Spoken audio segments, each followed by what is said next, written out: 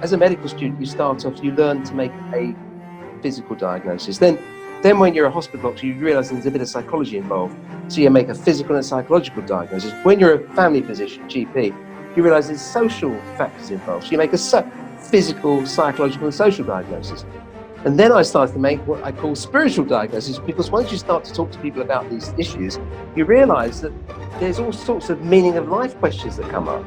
And then you begin to realize, because, when you start talking about these things, people say, well, this fits into my life like this, and maybe this was my life's purpose. Then you realize that actually, I've come to the conclusion that we all come here with a mission in life. None of it's random. So my working hypothesis is we come here with a reason, but you have to find out what that reason is. You have a brainwipe before you come. So the mission is find your mission and then pursue it, like a Jason Bourne type thing. Your mission, should you choose to accept it, is to find your mission and then accomplish it.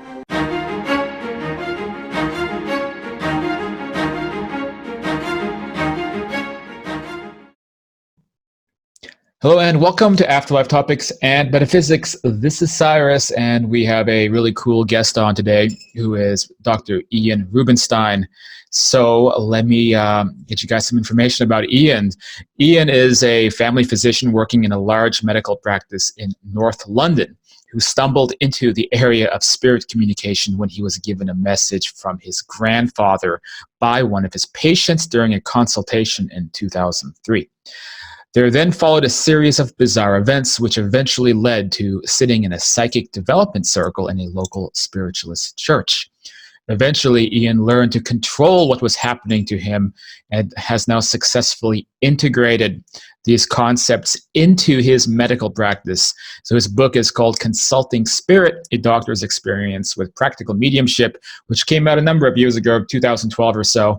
And I met up with Ian a few months ago during the London Afterlife Topics meetup, which was great. So it's good to see you again, Ian. How are you doing? I'm doing fine. Good to see you, Cyrus.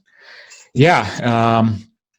So it's cool to have you on this show, So, of course, we do tackle afterlife-related matters from hopefully kind of an objective standpoint, trying to get at the truth, trying to figure out what's really going on. And you've always had a lot of really interesting, insightful things in this area. And so there's probably a lot of different ways to begin our chat. Yeah. But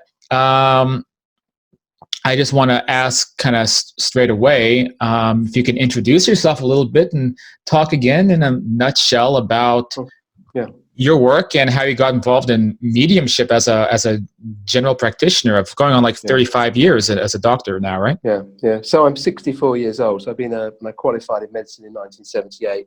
So we qualified, I was 22 when I qualified. So in the UK, medicine's an undergraduate degree, so you qualify a few years younger than you do in the States.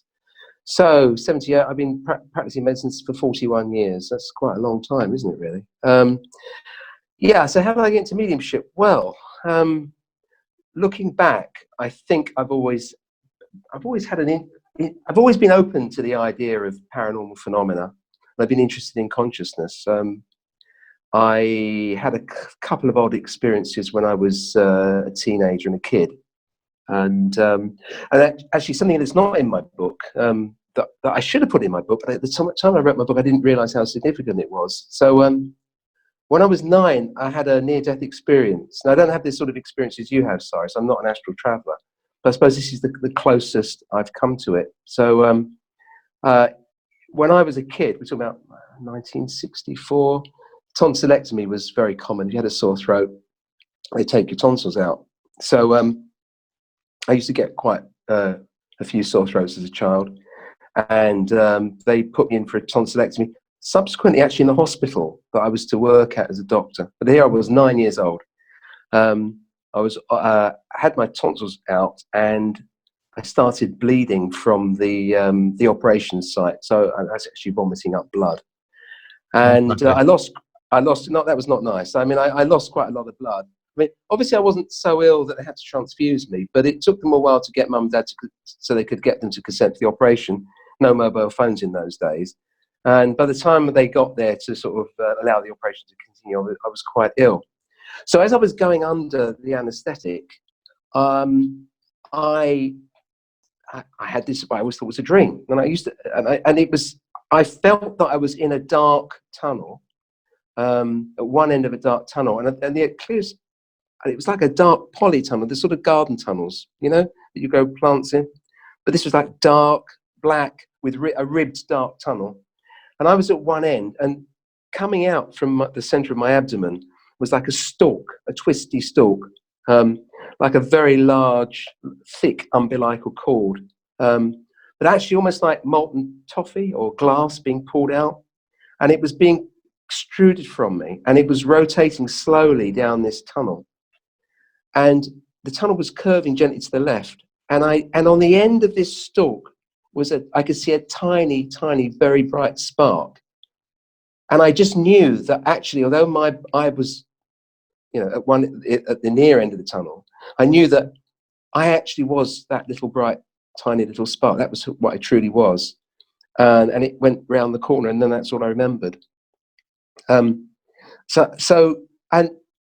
guess you'd call that sort of partial near-death experience. And it's interesting that people who have near-death experiences subsequently turn out to have psychic phenomena. So I just wonder if it was that. Now, I didn't put that in my book because I didn't make the association. It wasn't until I did a bit of reading afterwards that I realised there might be a link. Funny thing is, about 15 years later, I'm doing obs and gynae, OBGYN as you call it in the States, and I'm a resident doctor there. And in those days, if a woman came in with retained products of conception, she had to have she was bleeding and she had some tissue left in her womb. You, as a junior doctor, you would just prep her, phone up the theatre, get the anaesthetist on call, and you just do it. It's quite a simple thing, but you have to phone the theatre. So one day I had to arrange a D&C on this woman out of hours, and I phoned the theatre, and they said, "Oh, well, this theatre's closed. You have to use different theatre." So they showed me to the new theatre, well, actually an old theatre. I said, "But what's this operating theatre?" They said, "Well, you wouldn't have been in here before because it's been mothballed for years, but we're using it whilst we redecorate the current theatres."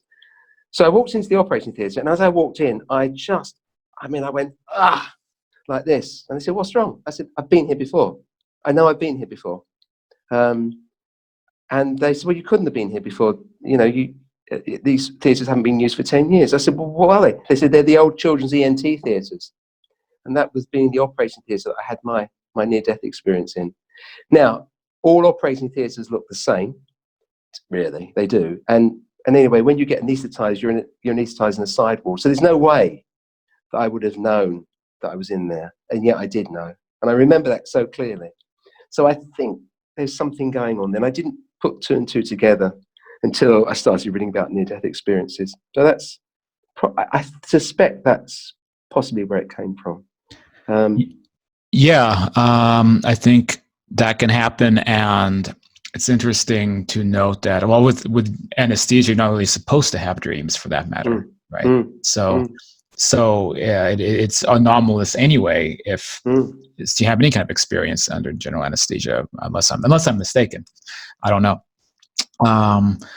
But so to fast forward to your career as a GP, as a physician, can you maybe catch people up to speed a little bit from your book about what kind of brought you into mediumship? I know there's an experience involving your grandfather, and maybe we can go over that real quick.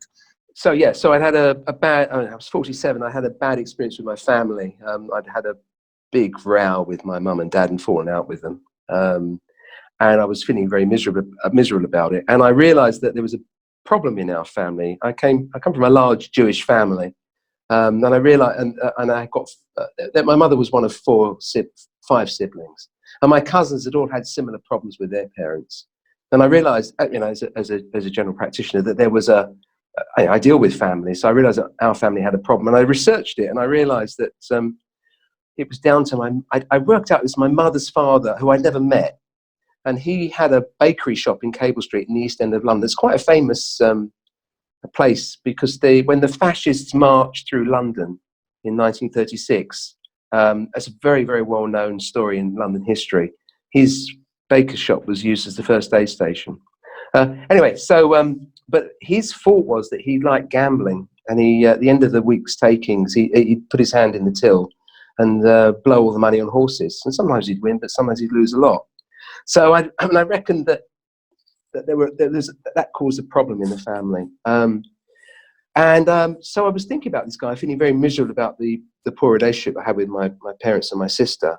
And then I'm in my surgery one day, and sorry, that's my clinic. We call the term surgery is what we call a clinic in the UK. I don't know why. I did not know that. I would have never known that. So a GP surgery is actually their health centre or clinic. So I'm in my surgery one day, in my office, and I get this phone call. The last patient of the morning, a guy called Keith Bishop. He was a lovely guy, and he's a PR guy. He used to work for the BBC. When he left the BBC, he set up a PR agency and did very well for himself. And when he comes to see me, he tells me lots of stories about the celebrities he looks after. But he's can be a bit unreliable. He can sometimes be a bit late. So I was about to leave and go out, and do my home visits and things that I have to do. And suddenly made me sit down. So I tried to stand up, suddenly made me sit down again. I didn't know what was going on. Then my phone rang, and it was my receptionist saying, "Oh, Mr. Bishop's PA's just phoned. He's just at the local station. It'll only be 5 minutes. Do you mind waiting?" So I said, "Yeah, I'll wait. I'm not going to wait forever." And he came into my room, and I had to take his blood pressure, and he was breathless from running. So obviously this was going to take a while. And then suddenly he looked at me and said, "I'm terribly sorry, Doc. I've got this man here. He's the grandfather you never met, and he wants to speak to you." And I thought he was mad. I mean, I thought I'd have to call, I thought I'd have to get him to see a psychiatrist. But I was intrigued because he was talking about the man I'd been thinking about a lot. And so I went along with it. I said, "Okay, tell me what you've got." And he started to tell me everything about my family, absolutely everything that he couldn't possibly know. And then after a while, he said, he sort of came round a bit. He wasn't in a trance, but he sort of shifted gear a bit. And he said, "Was that okay?" And he said, "I didn't offend you, did I?" I said, "No, it's amazing. How did you know all this stuff?" He said, "Well, it wasn't me. It was your grandfather." I said, "Have you always seen spirits?" And he said, "Yeah." I said, "How come you never told me before?" He said, "Well, it's not the sort of thing you tell your doctor because he thinks you're mad." And this is true. But he then looked at me and said, "Look, my spirit guide, William." I said, "William?" He said, "Yeah, he was my boss at the BBC. When he died, he became my spirit guide." And I was thinking, "Oh, really?" That's a good boss, isn't it? Absolutely, yeah. Anyway, he said, you should be doing this, Doc." I said, "What?" He said, "Listening to spirit." So I thought, yeah. But after he left my room, just weird stuff started happening. And I want to fast forward because something, again, that's not in my book that I discovered when my mum died in 2016. This was really, really significant. So actually, we sort of repaired things, but it never really worked out. And actually, I was actually disinherited. Not that that's a concern really, but I was disinherited. When we got the will had actually, so Mum died in 2016. Keith had come into my room, giving me this message on July the 4th, Independence Day, 2003. And the will disinheriting me had been signed 2 days before. So that was the 2nd of July, 2003. And I think that's quite important timing. And when I looked at the will and saw that, I thought, bloody hell, the timing's impeccable. So I thought, you know what? I may have been disinherited, but I've certainly learned the secrets of the universe. I reckon it's probably worth it. And I honestly didn't know that. That was not in, my book was published in 2012, and that was in 2016. So, I mean, there's these long sort of coincidences being played out here, which is the story of my life with this. You get odd coincidences, odd synchronicities cropping up. And so you've developed your own mediumship abilities, and this has helped you in your practice. How did this start happening? I know you've had stories in your book about that, and I think the big point is the concept of taking a mediumship connection with the other side, these types of things, applying it to the materialistic world of modern medicine, and how that can change the materialistic world of modern medicine. That's positive. That's the plan. There's a lot of different directions to go with that. I have a lot of questions. I don't want to hit you with all of them at once, but of course, I'm wondering about what your colleagues are thinking of you these days. I mean, anybody can Google your name. How much of the bias exists still, if you've seen improvement. And I don't mean to like shotgun you with questions, but no, they're good. They're all good questions. In general, well, I guess let me back up. How did you start performing mediumship, and how is this assisting you as a doctor? And what's going on today with all that? Okay. Well, when it first started happening, I mean, I was told by various patients, because I've got some really good patients, and I've been a doctor for some time then. So there are a couple of patients I knew who were into this. One guy particularly called Dave Godfrey. His wife was a nurse who worked with my wife, who's also a doctor. And I knew Dave knew a lot about this. And I said, Dave, this weird shit's happening to me, Dave. What do I do? And he said, well, Ian, if you don't get a handle on it, it'll drive you nuts. So I said, well, what do I do? He said, well, the best thing to do is to join a psychic development circle. I said, well, what are they? He said, well, they're in spiritualist churches. And I said, well, hang on a minute. I'm a non-practicing Jew, and my wife's a Hindu. We don't go to things called churches. And he said, well, if Spirit wants to work with you, you'll find a way. It just so happens that when I was 19, I'd had an experience where I witnessed spontaneous transfiguration of a friend, which is in my book. I won't talk about it now, maybe later. And I'd been introduced to a medium at the time, a guy called Keith Hudson, who I thought was just a weird guy. But my wife was looking through the local newspaper, and she saw an advert in the local spiritualist church mentioning that Keith Hudson was giving a demonstration of clairvoyance there. And she said, is this the guy you've been telling me about for years? She'd never met him. So I said, yes. She said, well, let's go. With all this stuff's going on, Dave said you need to go to a spiritualist church. Let's see what happens. So I did. And he gave me a message, which was basically, he didn't recognize me, but he said, Ian, he said, sir, at the back, you've got a lot of knowledge around. You don't know you know it, but you will very soon. And they're telling me you're going to be writing a book about it. So at the end of the service, I made myself known to him. And he told me that he ran then the largest open circle in North London. And I didn't have to be a spiritualist or a member of the church to join. I could just sit in with him. So I did. And it was fun. I mean, it was weird. I mean, I felt very, very awkward. I mean, I remember sitting next to this guy, Joe McGinty, little guy with shaved head and tattoos. And I thought he was going to eat me. I didn't know what the hell was going on here. I was so far out of my depth. I mean, I couldn't relax. I didn't know what the hell was going on. I just hadn't got a clue. But gradually, I got the hang of it. I had to let I'm obviously trained in science. You're quite analytical. And I realized my analytical mind was getting in the way. So I had to let that go and just go with it. And once I started to go with it, then I realized that I was quite good at getting imagery in my head and basically seeing what it meant. And I was surprised to find that when we were doing visualization techniques, I'd have images in my head that could relate to people that would actually contain messages. So that's how it started. And that was fun, and it was intriguing. So the way the circle was conducted in those days was Keith was using, it was a very large circle, 26 people, very well attended. And there's a guy called Michael Redwin, who's a very well-known medium in North London. And Michael's technique, when he was teaching in his psychic development class, was that you don't give a message to an individual, so that the medium who's running the circle would pick someone randomly and not say who he's picking, and count clockwise or anti-clockwise. So if there's 26 people, everybody would have a number, but he wouldn't let you know who the number was. And the idea is if you had a message, you'd give a message to a number, not to the person. So in medical terms, that's called a single blind study, if you like, because he knew what the key was, although of course he just knew where the starting person was, and then he'd work it out at the end. So we would then call out messages for a number. So number 4, I've seen this picture. He'd write it down. And then at the end of this circle, he'd then go around each person and say, well, you're number 1, you're number 2, number 3, number 4, and then read out the messages. And I found, to my surprise, that I would often give messages that meant something to people. Not only that, I'd find that I'd pick on one person and track them maybe for 3 or 4 weeks in a row, and then I'd then move on to somebody else. And he wouldn't, people would always sit in different positions.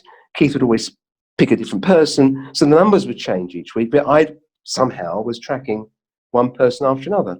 For a month, it would be Jenny, then it'd be Joe, then it'd be Roger. So that I found that very intriguing. I mean, and that was actually excellent for me, because coming from a scientific background, to go into a circle where really that was a pretty sort of semi-scientific, that was impressive. So that I knew there was something going on. I still wasn't convinced that that we were dealing with afterlife. I mean, you know, I thought, well, could it be telepathy, something like that? And that was fine for a few months. I got comfortable with that, and then it started to spill over into my professional life. I started getting odd feelings when I was with patients. I just zone out. I wouldn't go into a trance, but I just get this feeling, often coming from behind me, that I was getting information coming in like the back of my head. And I honestly didn't know what to do with it, because this is professionally very dangerous. I mean, you can imagine, patient goes to see a doctor, doctor starts giving messages from claiming to be in contact with dead people. I mean, you can just imagine. And so it's, but the most spectacular one, and I've told it before, but I will tell it again because it bears telling. I mean, this was my patient Lucy, who I'm still in contact with. She's a lot older, but it changed her life. And she came into my room. She was absolutely devastated. I mean, it was 6th of December 2004. And she was crying, and she said, "Oh, Doc, you've got to give me something. I don't know how to. I can't live like this." And I took a history, couldn't work out what the hell was wrong with that. And to my shame, I printed out a prescription for citalopram and an antidepressant. As I took it out of my printer, I felt a blow to the back of my head. I heard a voice behind me saying, "Ask her about her father." And I saw the misty outline of a man that I could describe. And I said, "Lucy, tell me about your dad." And she looked at me and said, "He was killed on the 8th of December, 38 years ago, by the IRA, she thought. And I said, "What did he look like?" And I described him. She said, "Yeah, how do you know?" I said, "Oh, I think I can see him over your left shoulder." And she lunged at me, grabbed my arm and said, "Thank you, doctor, you don't know what this means to me." So the story is that she was in service in Manchester. She was 16. So she was working in a big house. And her father's troubles in Ireland has just started. And although they were Catholic, he spoke out against the IRA, and she was travelling back on the ferry from Manchester to Ireland, and apparently he was found dead in a ditch. I think he was tarred and feathered and shot. And I mean, they could never prove it was the IRA, but I mean, that's what she always said it was. And she'd always felt her dad was around her, but was told because they were Catholic, you weren't meant to believe in this. But I sort of confirmed to her something that she'd always felt. And she just stopped crying immediately, said, "Well, now I know why I'm depressed. I don't need your silly pills, thank you." She left my room. My jaw was on the floor, and I thought, that's it, my career's over. And she went out to tell my receptionist, Carol, what I said. I thought, oh no. Oh no. And then 4 weeks later, she came back to see me, all smiles. And I said, "What's wrong?" She said, "Nothing." So I said, "Well, why are you here then, Lucy?" She said, "Come to tell you a story." And the story goes as this. 2 weeks after she saw me, she went to her Irish social club.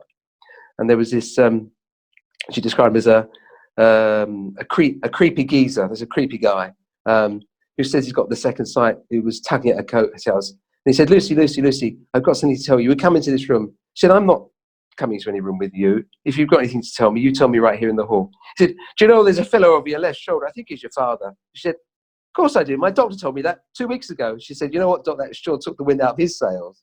And she came back to tell me. Now, that completely changed her life. In fact, I gave a lecture in Enfield, where I live, a few years ago. And she attended with her son. Her son came up to me and shook my hand and said, "You don't know what a difference that made to her and the whole family." So, and that was transformative. And that's when I began to see the power of this.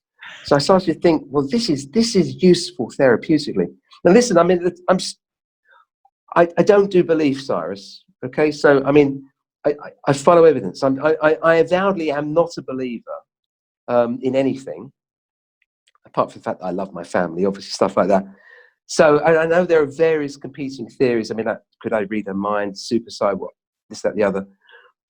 But all I can say is the evidence that I've accumulated over the years makes me think that the spiritualist hypothesis, i.e. we do survive death, is the Occam's razor. It's the most likely one. Yeah, Is I the, mean, we can go into all the super yeah, sci yeah, competing philosophy yeah, stuff, and it's there are some groups or shows or Facebook groups and things like yeah, this. And I find they're kind of stuck in the yeah, cycle of fighting. Is it super sci? Is it spirits? Or is it yeah, third theory? I don't know. Who knows what that is? And I've came to find that it's a cycle that you can never get out of it. You can argue endlessly forever and ever and ever. yeah, Is it super psi or is it this? And at a certain point in my life, I decided I'm just going to take a beeline out of here and just go straight into like the life after death area. yeah, And sometimes sometimes you have to just make an executive decision like that, I yeah. guess. But anyway, to bring it back though to your story, so it is a remarkable story with Lucy. I want to ask. Okay, so then taking this into thinking about this as a technology that can be used by medical practitioners, how can that be done effectively? It sounds like very carefully. What do you think? Well, you've got to be careful. I mean, this is something I've given a lot of thought to and talked to a lot of colleagues. First of all, I was very lucky to be in an extremely supportive practice. I mean, listen, I work with six partners. I mean, this is a partnership. It's a business partnership. So the way it works in the NHS is general practice. We're actually a small independent group that contract our services to the NHS. And actually, we're tied quite tightly, but we work very closely together. And we're dealing with serious stuff. I mean, in the NHS, National Health Service, general practice, primary care is primary. It actually holds it all together. And the way the current government's running the health service, I mean, we're about the only people holding it together. So what we're doing is we're really busy. It's really serious stuff. And when someone doing really busy, really serious stuff starts to claim that they're in contact with dead people, you're going to worry, aren't you? I mean, I was worried. But I mean, luckily, my attitude was listen, I don't believe this shit. I'm not doing this belief. This is happening to me. I was telling my partner, look, this is happening. And I'd worked with these guys for 19, 20 years. They knew me. I said, this may be a midlife crisis, but it's very interesting. And I always tried to keep objective. I wasn't going in as a true believer. I was saying, well, look, this stuff is happening. Let's pursue it and see where it leads us. And I wasn't saying, and when I would give a message to a patient, I was saying, look, I'm not saying, look, I think this is what I'm picking up. Does it mean anything to you? Well, yeah, it's his Uncle Jim. Or I said, look, I'm not saying this is it, but I'm picking up this information.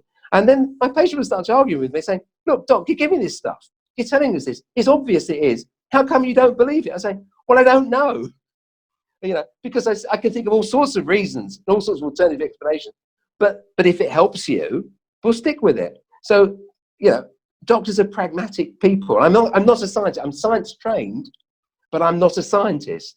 Medicine's a craft. You use what you've got, and if it helps, you use it.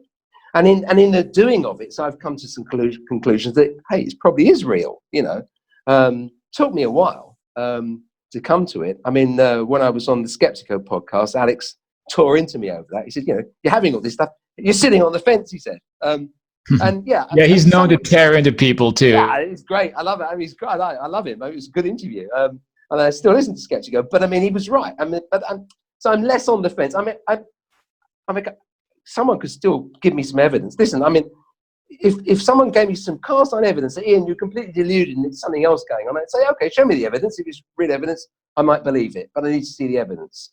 But right now, my experiences have accumulated so much to make me think, well, let's go with the spiritualist hypothesis. So how does it help? Well, I started to use it in bereavement counselling. So I don't use it for diagnosis. And I specifically don't do it for that. And I actually had a chat with my guides about this in meditation because, there's some boundary setting. And once you start using for diagnosis, you're into dangerous territory because, there is also, first of all, mental mediumship is not as accurate. It's open to interpretation. It's difficult to do. Often you get symbolic things come through. And let me just cut in real quick, and that's always a good point I like to even stress, like in my work, because some people feel like mental mediumship is like the answer to all their questions about all metaphysical subjects, because there are some mediums who make that claim, but so much of it is interpretations and symbology that's entering your mind telepathically, because telepathic communication involves imagery, symbols, feelings, and sometimes it's not as nuts and bolts literal. And in my astral experiences, like interacting on that side, I come to find that communication is a combination of the telepathic and the actual verbal to get specific details, right?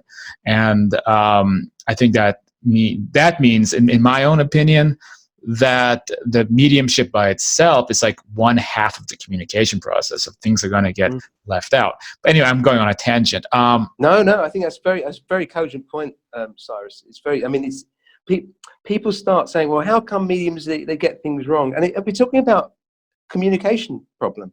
And I mean, I've got some ideas on that as well, which I won't bore you with. But it's. But anyway, so it's often your mind gets in the way, and it's the hardest thing. That's why they say you should never feed the medium. So the worst thing you can do for a medium is start telling them stuff, because it will put them on a tangent, and they'll start to sort of follow that line. When really you want a completely blank mind. Helps if you don't know anything about the person, really. So where was I? Because in my case, of course, I do know my patients. So it's different from sort of where you go to a spiritualist church and the medium sees you and they don't know you and they give you a message.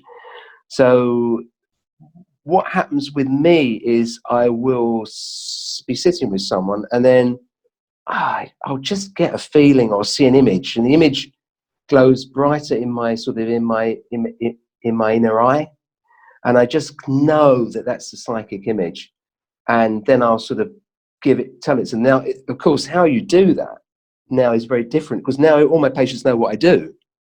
But when I first started this, I just, in the middle of a conversation, drop it in. I'm saying, I get these odd notions. I'm seeing a vase that's meaningful, might be meaningful. I get these old crazy things. Have you got a cut glass vase at home that's meaningful to you? And if they say, yeah, then we'll pursue that. And they say, well, yeah, I wonder what that might mean to you. So I'd start doing this sort of gentle, just dropping it into the conversation. And then gradually they get they're saying, are you psychic or something? I say, well, I get these odd things. And then the consultation will go on to a new path. At the end of it, they say, listen, Doc, I don't know where you're getting this from, but I'm sure you're in contact with so-and-so. Wouldn't always happen. But gradually word got round that I was doing this stuff. And, I just used to worry, why was I doing this? I used to lie awake in bed at night.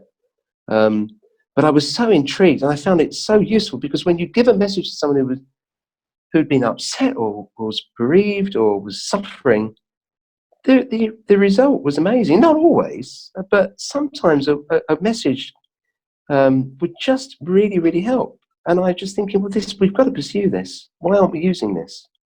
Yeah, because we can see it's demonstrable evidence that somebody maybe won't have to take antidepressants if there's a specific thing that happens that addresses the deeper metaphysical problem that they're having, which is could be related to a death in the family or whatnot. And mediumship can completely transform people's lives, and I've seen this, and I've researched this, so it's absolutely a huge tool in bereavement, as you suggest. Now, I do have this burning question on my mind that I have to ask you. I need to also squeeze it in because I want to get to the patrons to be able to ask you questions here in a few minutes.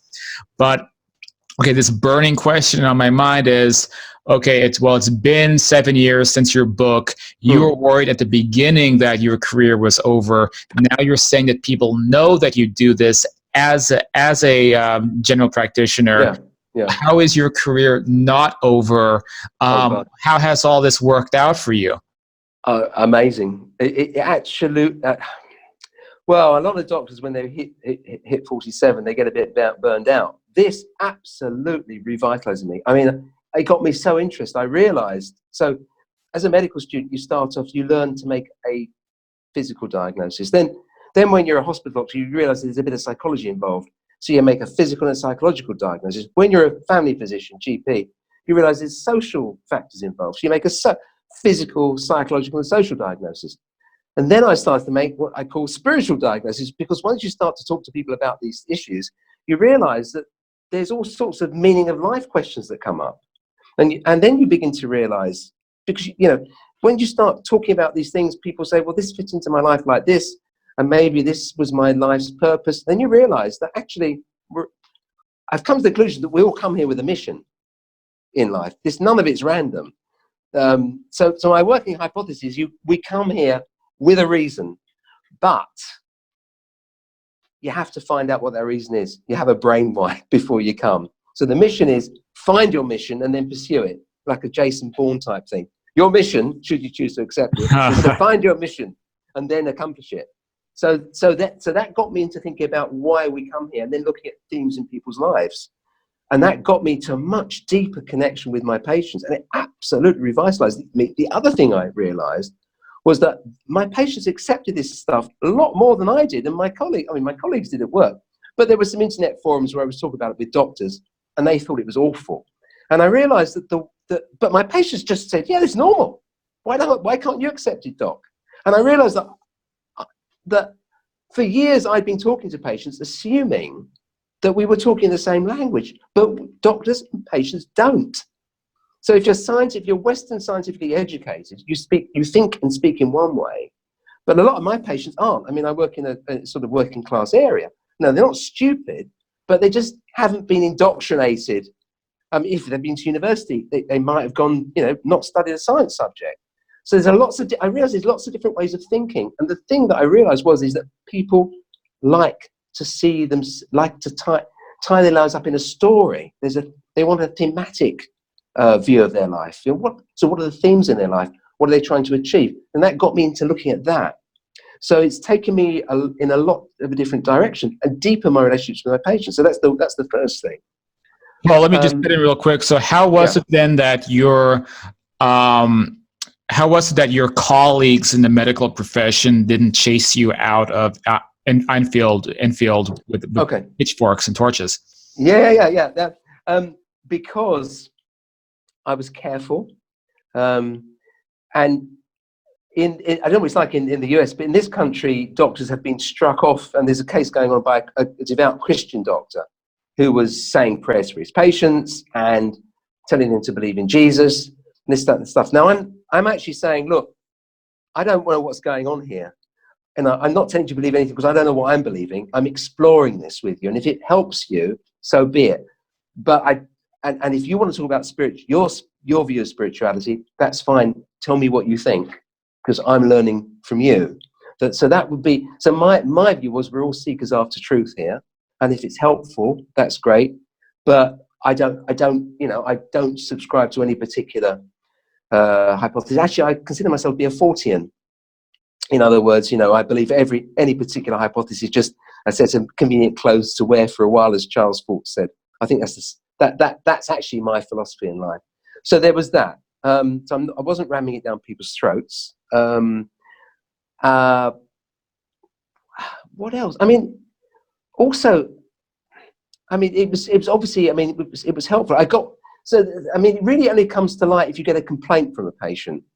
And then that is huge. And I did get a complaint from a patient, and this was the complaint I got. So a woman came to see me with a sore knee. I examined her knee, made a diagnosis, and I treated it. And she left my room and then promptly complained to my practice manager. What did she complain about? She complained that her father-in-law had died 2 weeks ago, and Dr. Rubenstein hadn't given her a message. Oh, ha ha ha ha! Aha! Now, what does that say about people? There's me worrying about this, and actually, I got a complaint because I didn't give a message, and then the scales fell from my eyes. I thought, okay. And in fact, I've been told, Keith Bishop, he said when he said do this mediumship stuff, he said, "You're like a man on the edge of a cliff. That don't be afraid to take a leap of faith off this cliff. They'll catch you." I said, "Who will catch you?" He said, "Your guides will catch you. You'll be fine." So not only was I fine, I actually got into a position where I was working at a very high level in London, working for the Transforming Cancer Services team. Because the thing that got me, my interest is computer programming. And I actually think that helped me with the mediumship, because about 9 years the 9 years prior to becoming getting these mediumistic experiences, I've been working on a computer program, and I think that had constrained my critical mind to the point that the other stuff could creep round the back when I wasn't noticing. So I often say that I woke up, I looked up from my computer, and the world had changed around me. But the stuff I worked for my computer program, actually, I then used to work at a very high level in London. And I started mixing with some leading academics in London. They'd all come up to me and say, Ian, we hear you've written a book about the afterlife. What happened? So I then realized that actually a lot of doctors were interested in this, but they were frightened to talk about it. Yeah, I mean, isn't that the truth? So I think maybe the answer then to why you didn't get chased out of town is because even materialist doctors who are supposed to hate the subject deep down inside, they maybe are interested enough, and you were causing no harm, and people are not making actual complaints about you doing it. So it's like, why not? And probably the one way to push things forward could be to create some jargony materialist appease the materialists by calling it something like intuitive bereavement therapy or something like that. Well, right? actually, that's exactly what I came up with. Actually, it's funny you should say that. Oh, well, there you go. Thinking along the same level. So I want to get to the patrons, but I still have another thing to ask you, which is since the book came out, do you have one or two news stories about using mediumship in your practice you want to share real quick before we open up the questions? So one recent one, actually. There's a guy who came to see me possibly about 18 months ago, and he had a cough. And this cough got worse and worse and worse. And it was so severe that we sent him to the specialists. He had to have CT scans. He went from one specialist to the other, and he got to the point where he was just not able to talk without coughing. And he really couldn't cope very well. So eventually he had CT scan after CT scan. He saw an ear, nose and throat specialist. He saw a respiratory physician. And he came back to me hoping that he'd get a diagnosis because he really wasn't coping. And he was devastated because they said, well, they couldn't find anything wrong with him. So I sat and looked at him and said, okay, let's change tack here. Did anything happen to you just before this cough started? He said, no. Then he said, well, actually, yeah. He said, my brother-in-law, Ken, died. So and when he said that, I started I got this row of images in my mind. I saw a row of little miniature whiskey bottles. So I said, look, I think I'm picking up something. Do you mind if I see what I'm picking up? And he knew what I was doing. So he said, no, please do. So I saw a row of miniature whiskey bottles. He said, yeah. He said, Ken used to collect miniature whiskey bottles. And then I saw a workshop, an engineering workshop with manuals. And I knew that this guy, he only read engineering manuals and that he was a very, very good engineer. And he said, yeah, absolutely. He said he made these special tools called heart spoons that they use for taking hearts for heart transplant cases. And he made baby heart spoons for taking babies' hearts out and putting them back in again. He was the only guy in the country who could make these. And then I saw a field with little flags in, with a boundary ditch. And I described this, and Vic, the patient name was called Vic, he started laughing. He said, there's no way you could know this. I said, what I'm seeing? He said, you're seeing the golf course where we scattered Ken's ashes. So, okay, so that was good. And at the end of it, I said, well, I hope that gave you some comfort. He said, yeah. He said, I really felt that you were in contact with Ken. And he left my room. And a month later, he came back to see me. And I saw his name on my list. I thought, oh, God, I don't know what I'm going to do with this guy. Because he's coughing and he's not sleeping. I don't know how to help him. Came into the room and said, okay, Vic, how are you doing? He said, I'm fine. I said, what do you mean you're fine? He said, you cured me. I said, what do you mean I cured you? What did I do? He said, 3 days after you gave me that he said, immediately you gave me that message, my cough starts to get better. After the third day, it had gone completely, hasn't come back. And I said, well, maybe it's just because you'd worked out what the cause was. Because in psychotherapeutic terms, if you know the cause of something, sometimes it alleviates the symptoms. He said, nah. He said, I'm absolutely convinced you were in contact with Ken. There's no doubt about that. He says, you had him, you got him there, you got his personality, you had contact with him, and that's why I got better. He's still convinced, he's still better. I wonder if there's any like psychophysical explanation behind certain medical conditions where something like that could actually cure somebody. Who knows, right? I guess you need to flesh out the science to understand if that's possible. But that's unusual.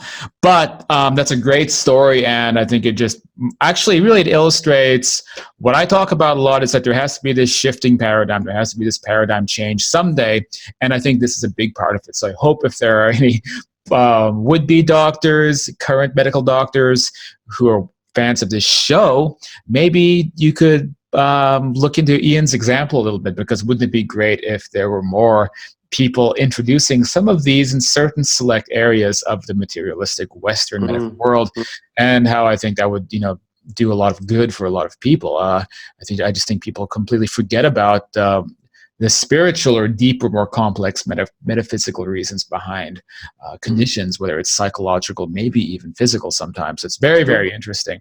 So we are at the mark where I would like to turn things over to the patrons to ask you questions. Before I go any further, if you're watching this on YouTube, then you are watching Afterlife Topics and Metaphysics, where we talk about this type of thing. It is made possible by viewers like yourselves and, of course, all the lovely patrons in the chat tonight. If you want to become a patron yourself, you can sign up, for example, at patreon.com/Afterlife Topics or afterlifetopics.com/university, where if you sign up on either of those platforms, you can join us and be able to participate in these discussions, roundtable discussions, ask guests like Ian questions, and help support this work while I travel the world, live out of a backpack, and try to build up this area and spread education about these topics. And also don't forget to go down and nothing else, hit that subscribe button and notification bell so you'll be the first to know when new videos and new interviews come out. That being said, I'd like to go ahead and turn things over to the patrons. So anybody who has any questions for Ian, please feel free to jump in and ask Ian. So does anybody have any questions? Well, first, thanks for coming and presenting. It's great. A question that came to mind is, I don't know if you said this, I don't know if I picked this up, but so you do this at your practice. You don't do this anywhere else, correct? Yeah. Okay. All right. So that probably get a lot of people coming in looking just for this. It's hard to get an appointment. I mean, you've got to understand it's very hard to get an appointment nowadays. Sometimes I've had a couple come in, but I mean, because they were suffering. I mean, I do bereavement counselling anyway. Right. I wouldn't say it's been abused by anybody. It just seems like it would, if you're successful at it, it would start to turn into a, like there's really nothing wrong with you. You just want to talk or something. Well, I mean, but a lot of medicine is actually, there's really nothing wrong with you. You just want to talk. I'm inclined to that sort of thing. But I mean, honestly, the way the NHS works in the UK, it's not like that. It's a free. Remember, patients don't pay, and there's a lot of. I work in a very poor area with a lot of pathology, so a lot of sick people I have to see, and we have 10-minute appointments, and there's a load to do in that. It's not at 10 minutes. Yeah, it's not the same experience you have in the States. The healthcare here is very different. Yeah, I have a client that's a medical clinic, and not 10-minute appointments. Some of the nurses can rattle on for 40 to an hour. That'd be lovely. I mean, we just a little bit. Yeah, no, we just don't get that luxury. But I mean, obviously, when I start going on about this, I'm spending more time with people. But I mean, I'm experienced and skilled enough to to know how to handle time. Can you turn this off when you leave the office? I do now. At one time I couldn't. So when it first started, it was like a creaking door. Once I was open, I'd be picking up stuff all over the time. I'd be like, when you get into this, you go through the space cadet phase. Where you come in Earth. Ian Rubenstein's leaving planet Earth. I mean, we all go through it. You get excited. It's interesting. you get overwhelmed by it and you lose a bit of touch with reality sometimes. So the space cadet phase everybody goes through. And then when you do manage to turn it off, you can't open it up again. So it's like a creaking door. You know, one minute it's closed, then you can't open it, and it's difficult. But with practice, you learn to turn it on and off very quickly. So I can just go into it now. It's just something you can just do. I never thought I would, but you can. Thank you. Cool. Any more questions for Ian?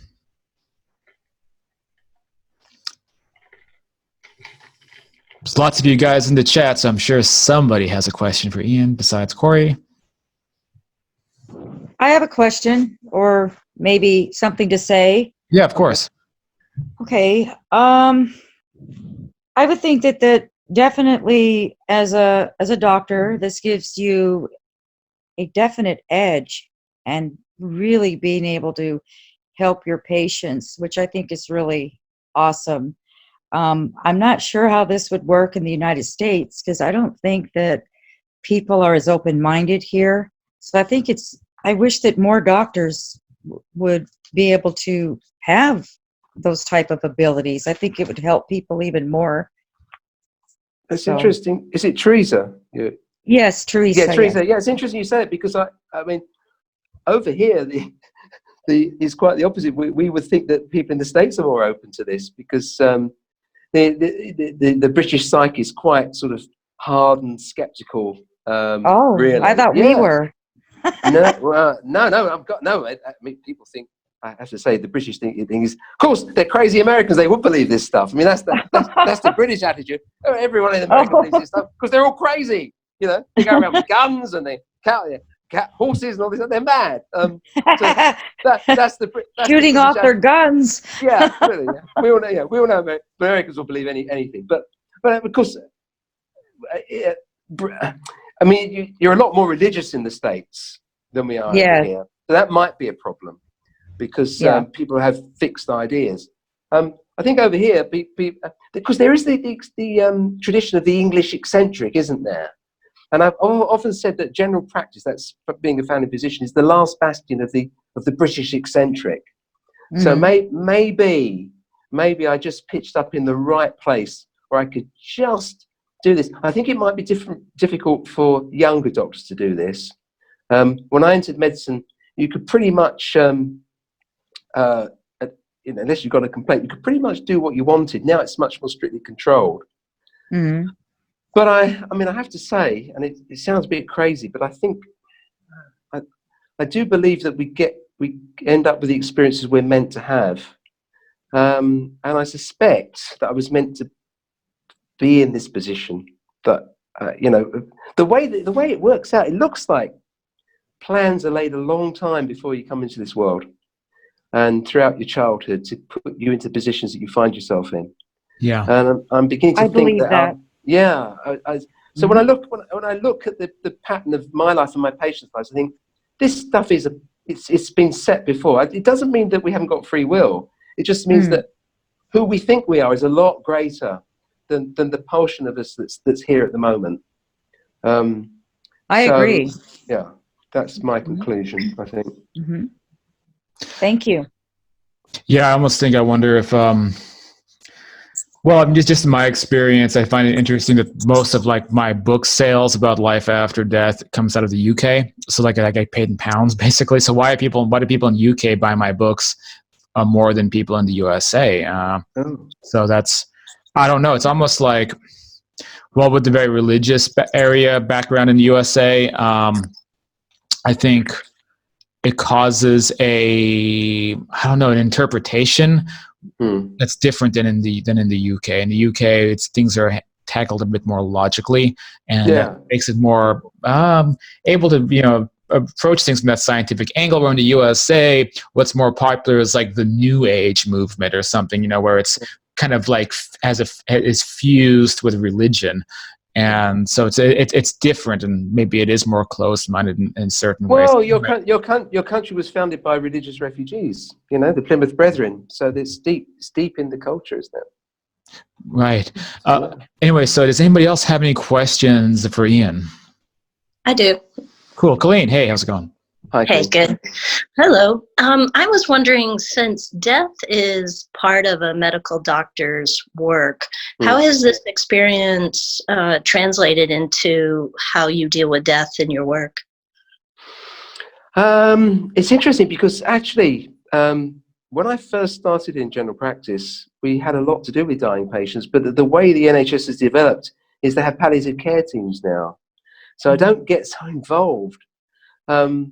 But I can tell you that, I mean, many years ago, so I mean, obviously I deal with patients who are ill and families, and I've given messages back from them. I can tell you a story if you want to hear about a guy called Brian. Yeah. Oh, I'll tell you this story. So Brian had a little thing on the end of his tongue, and he went into hospital and had it removed. But what they didn't realise was he actually had leukemia, and he bled to death on the operating table. And it was, I mean, it's terrible. It was devastating. There'd been a problem. The blood work hadn't come back, and they hadn't checked the blood work, so it became a big deal, you know. Anyway, his wife Linda came to see me, and I knew Brian really well. He was a big guy, and he had a presence. She sat down, and blow me, there's Brian. I could just sense him. I couldn't see him, but where my filing cabinet was to my right, I could hear him saying, "Hello, Doc. You all right, mate?" And I think, "What?" And I could hear him in my head. And it was like, if I closed my eyes, it was like he was in the room. And he was saying, "Tell her about the pool, the swimming pool. There's a little float and it needs cleaning." And he showed me a picture in my head. And I was saying, "Linda, I have to tell you this. because by this time everybody knew what I was doing. I said, I've got Brian here and he's telling me you need to clean your pool." She went, "Oh, yeah. What do I do?" He said, "Well, he's telling you get the white thing." And I know nothing about this. And he gave a really good instruction. She then went home and did it.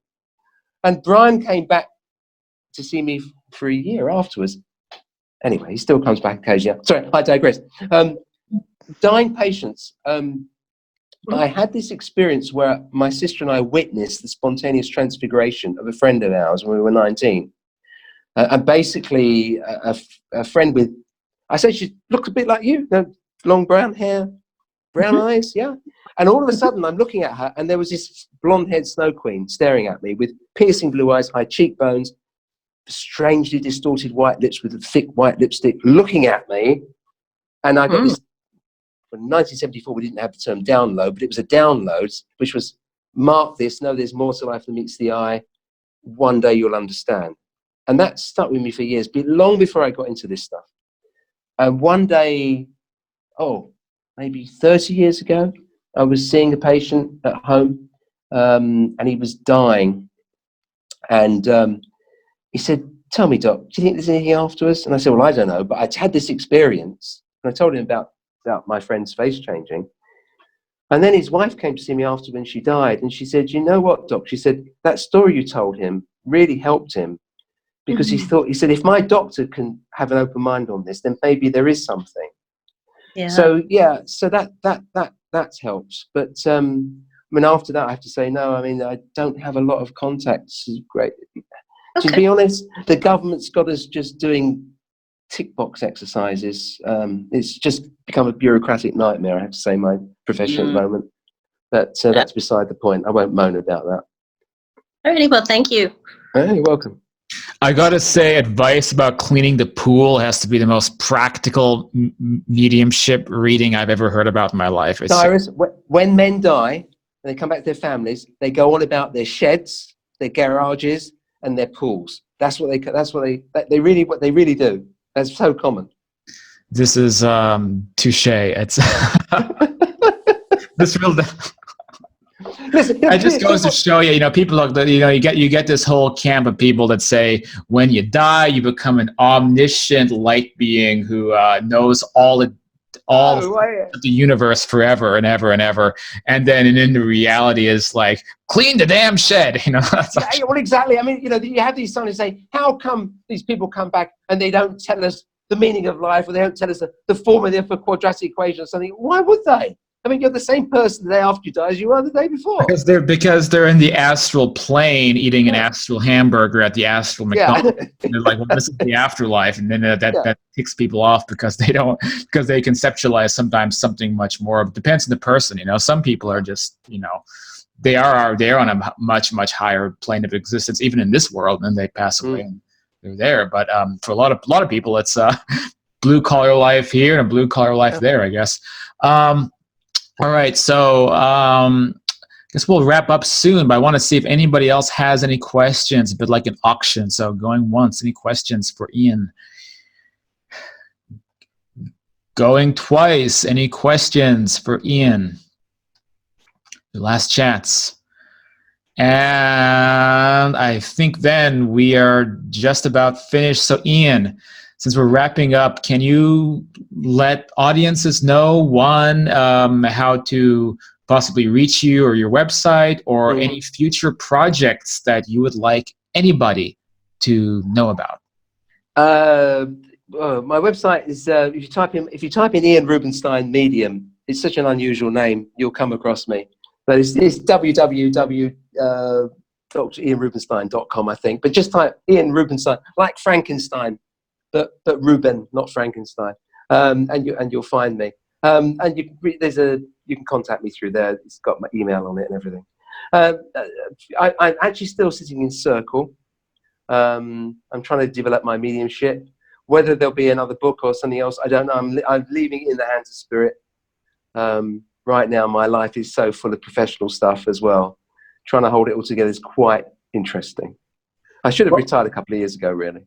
Well, somehow you're doing it, and I think that the spiritual stuff, in my opinion, not to stick an op-ed into an interview, but I feel like the spiritual stuff can, even like you said, reinvigorate things. And I mean, even for me, it's just I never feel tired of doing this kind of work, and I do some silly other types of work, like websites and copy editing and things like that. But this stuff just like it keeps going. I would never want to retire. This kind of work. It's just especially when you know it helps people with grief, and you know that it makes a big impact on people's lives. It's just it's something that just keeps me going, and maybe it's something similar for you. Well, I'm still learning and exploring as well. But I don't explore like I think I don't explore like you. I mean, I'm very impressed with your travels, but I'm exploring them in my own homely way, you might say.